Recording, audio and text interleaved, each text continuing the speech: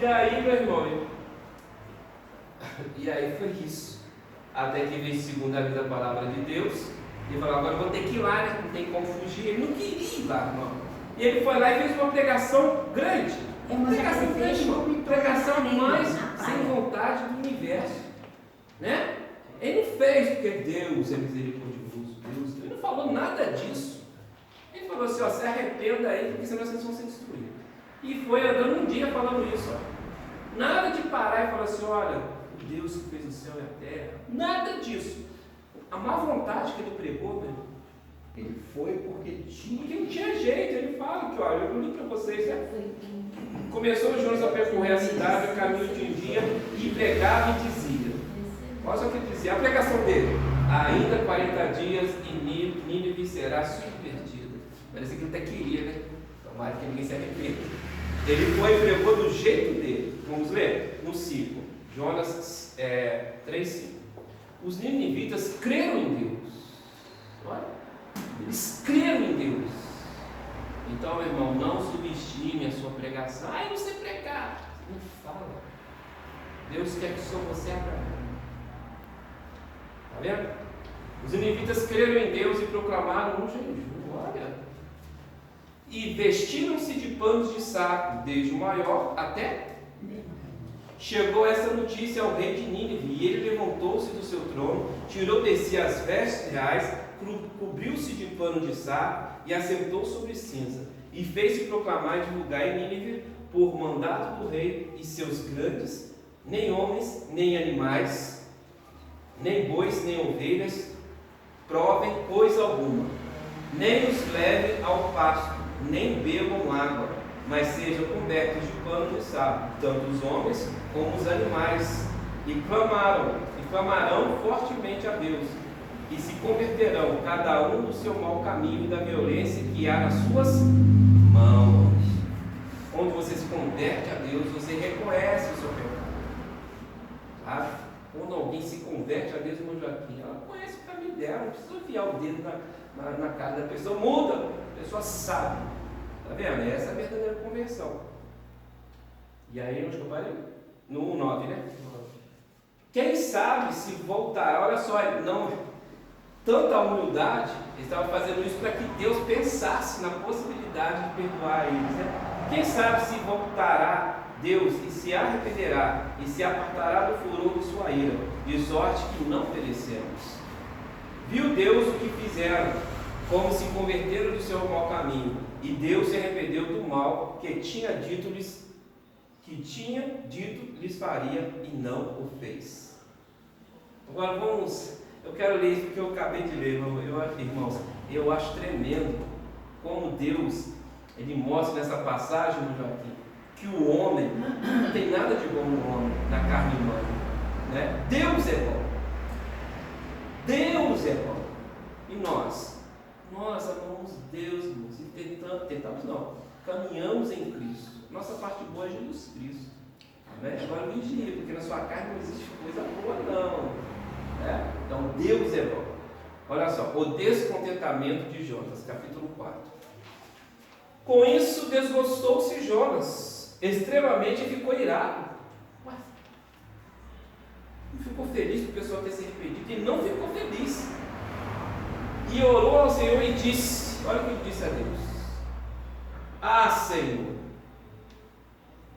não foi isso o que eu disse, estando ainda na minha terra?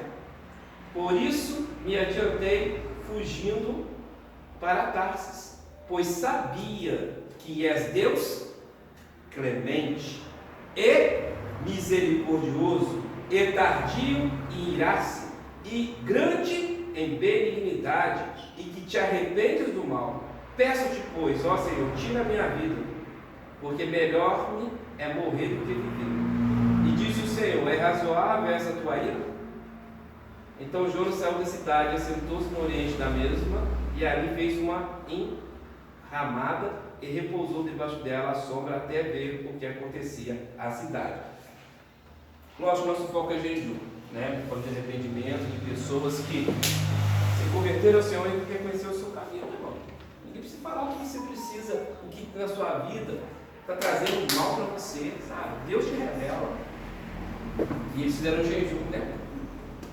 Responderam à pregação de Deus. E Jonas não queria, Jonas estava torcendo, tomara que eles explodam. A verdade é essa. E ele falou: eu sabia que você é bom. Por isso que eu não queria ir lá, porque eu conheço. Entenda isso, meu irmão. Você tem que conhecer a Deus, você mesmo. Deus é bom, misericordioso, longânimo, sabe? E todo judeu sabia quem Deus é, sua natureza, sabe? Todo judeu, porque se judeu não soubesse que Deus é misericordioso, para que eles iam clamar? Eles iriam clamar um Deus ruim? Ah, mas Deus é justo. Claro, meu irmão, é um atributo de Deus, justiça. E com relação a todos nós que aceitamos o Senhor Jesus como Senhor e Salvador, os nossos pecados foram pagos na cruz. Foi Deus que pagou o meu preço, com Ele mesmo. Está vendo? Deus tomou a minha dívida e pagou. Eu não devo nada. Deus pagou e me justificou. A Bíblia diz o seguinte: quem poderá condenar aqueles que Deus justificou? Ninguém pode. Então você tem que acreditar nisso, né? Porque Satanás é o acusador. Então ele retira a palavra e condena. E condenação mata, destrói. Como qualquer demônio pode me acusar de alguma coisa que eu já fui justificado. É igual tem muita gente que se sente culpado de certa forma, aí tem depressão. Porque a culpa traz morte, condenação, não traz pecado. Porque as pessoas falam assim: se você tirar a culpa da pessoa, a pessoa vai ter uma vida de pecado. Não. A Bíblia é bem clara. A Bíblia fala o seguinte: o pecado não terá domínio sobre a sua vida. A Bíblia não fala que você nunca mais vai pecar. Na carne nós não somos perfeitos, tá? Já bem claro para você. Mas uma vida de pecado, quem é de Cristo nunca vai ter. A Bíblia diz: o pecado não terá domínio sobre você. Por quê? Quem pode completar esse versículo? Eu creio. Por quê? Porque você não está debaixo da lei. Mas sim, por favor, é Jesus. Estou com o sangue dele. Se eu vou para a lei, tem um acusador. Você levanta o acusador. E você, a Bíblia diz também outra coisa: quem se justifica pela lei caiu da graça, separado está de Cristo. Então, se você procura ser justificado em Deus através de Moisés, Jesus, para que Jesus? O que acontece muito é que as pessoas querem ser justificadas por Moisés e justificadas pelo sangue. Compreende? Satanás entra aí, porque ele é um anjo decaído, ele não tem poder nenhum. Mas a palavra de Deus é verdade. Então ele te conduz a pecar contra a palavra, para que o juízo da palavra venha sobre você. É assim. Como eu tenho que ter consciência de quem é Cristo? Tem que ter consciência, a Bíblia diz isso. Paulo diz: quem está na velha aliança tem consciência de pecado, quem está na nova aliança, que é Jesus, consciência que é justificado e perdoado. Então o pecado não terá domínio sobre o povo de Deus, porque ele não está debaixo da lei, mas debaixo do favor de Deus. Por isso nós estamos, pela graça do Senhor Jesus, e esse ministério tem falado, tem colocado o favor de Deus em primeiro lugar, que é assim que você vence o demônio. Porque no Cristo, sabe? De uma forma que devemos confiar. E Ele é tudo, inclusive a nossa justificação. Amém? Vamos continuar? Quanto tempo nós temos? Carolina, deixa eu ver se eu vou passar aqui.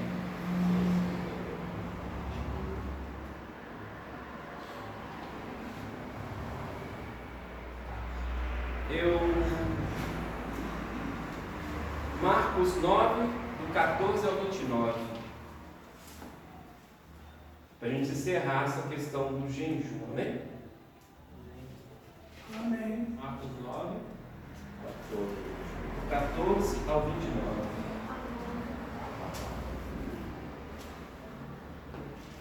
fala sobre o jejum, né, irmãos?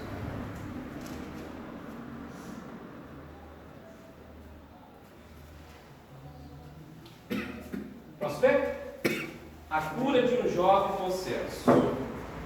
Quando eles se aproximaram dos discípulos, viram numerosa multidão ao redor e que os escribas discutiam com eles. E logo toda a multidão, a ver Jesus, tomada de surpresa, correu para ele e o saudava. Então lhe interpelou os escribas. Perguntou, né? Que é que discutis com eles? E um dentre a multidão respondeu: Mestre, trouxe-te o meu filho, possesso de um espírito mudo, e este, onde quer que o apanha, lança-o por terra, e ele espuma, rilha os dentes e vai definhando. Roguei aos teus discípulos que os expelisse, e eles não puderam. Então Jesus lhe disse: Ó geração incrédula, até quando estarei convosco? Até quando vos sofrerei? Trazei-me. E trouxeram-me. Quando ele viu a Jesus, o Espírito imediatamente o agitou com violência, e caindo ele por terra, revolvia-se, espumando. Perguntou Jesus ao pai do menino: há quanto tempo isso lhe sucede? Desde a infância, respondeu. E muitas vezes o tenho lançado no fogo e na água, para o matar. Mas se tu podes alguma coisa, tem compaixão de nós e ajuda-nos. Ao que lhe respondeu Jesus: se podes, tudo é possível ao que crê. E imediatamente o pai do menino exclamou: com lágrimas, eu creio, ajuda-me na minha falta de fé. Eu creio nada, né, irmão? Eu creio, mas ajuda a minha falta de fé. E isso você pode interpretar da seguinte maneira: quando Jesus fala tudo é possível de crer, quem crê perfeitamente? Jesus. Tudo é possível para ele. Eu creio, ajuda-me na minha falta de fé. Vendo Jesus que a multidão concorria, repreendeu o espírito imundo, dizendo: espírito mudo e surdo, eu te ordeno, sai deste jovem e nunca mais torne a ele. E ele, clamando e agitando muito, saiu, deixando-o como se estivesse mudo, ao ponto de muitos dizerem: morreu. Isso acontece quando uma pessoa tem uma possessão, né, irmão Giovanni? E alguém expulsa, a pessoa fica lá muitas vezes lá, porque, gente, demônios que entram, não entram no corpo, está na mente da pessoa, tá? Então o demônio está sempre querendo dominar a sua mente, a mente das pessoas, entende? Então a pessoa ali, ela se contorce, sabe? O rapaz estava virando até as mãos outro dia, né? Ali na igreja ali. Então ali é um esforço físico. Então por isso que muitas vezes a pessoa, quando o demônio sai, ela está tão esgotada fisicamente que ela desmaia. Ela não desmaiou, né? Tá? E 27, né? Mas Jesus, tomando pela mão, o ergueu e ele se levantou. Quando entrou em casa, os seus discípulos lhe perguntaram, em particular: por que nós não pudemos expulsá-lo? Respondeu-lhes: esta casta não pode sair senão por meio de oração e jejum. Comecei com esse versículo, né, falando sobre o jejum e oração, irmãos. E termino esse assunto sobre o jejum com essa passagem. Então tem situações na vida do cristão, não, que não muda porque existem forças malignas agindo. Sabe? Tem situações que persistem, a pessoa fala: mas eu sei o Senhor Jesus, eu sinto a presença dele, eu amo, sabe? Ele sabe que eu o amo. No entanto, ainda tem lugares que não mudam. Então, por trás disso daí, não pode estar demônios mesmo. O Senhor Jesus que disse isso. Então, nós, como cristãos, temos que arregaçar a mão mesmo. Sabe? E tomar uma posição diante de Deus, irmãos. A Bíblia diz: sujeitai-vos, pois, a Deus, resistir o diabo, o que vai acontecer? Ele vai fugir. Não importa se vai ser uma semana, não importa se vai ser um mês, 6 meses, se você perseverar, aquela situação tem que mudar na sua vida, porque a palavra de Deus é a verdade. Se a palavra de Deus é a verdade, eu posso perseverar até o fim, meu irmão, porque essa é a verdade, né? Então, os irmãos entendam isso. Eu espero que essas aulas sobre jejum, que a gente viu, não é revistinha, né, irmão? Nós estamos vendo Bíblia, então estou trazendo, tem mais exemplos de jejum, né, irmão?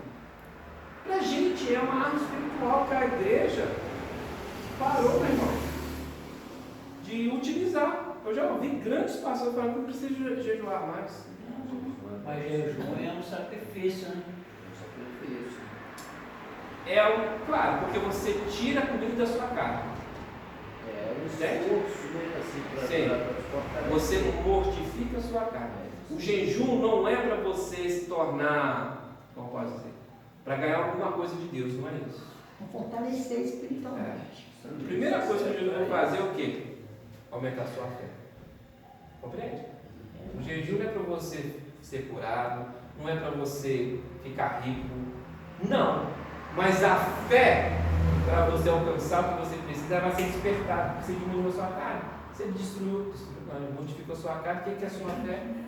Qualquer um aqui, não. Quando você está na carne, você mortifica a sua carne, sua fé levanta.